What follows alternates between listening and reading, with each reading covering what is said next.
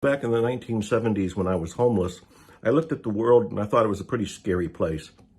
It was me against the world and it was stacked in its favor. I didn't really have a chance. I was trying, but boy, I was desperate and I was sad and I really struggled. Today, decades later, I look out into the same universe, but I see abundance, I see prosperity, I see opportunities. What's different? What's different is me. All the work I did on myself, all the books I've read, all the audios that I listened to, all the events that I went to, all of the processes I did, all of the meditations I've done, all of the events that I attended, all of the gurus I studied with, all of it helped brainwash my mind in a positive way. Now, this is available to you. If you're struggling right now, you do have a choice.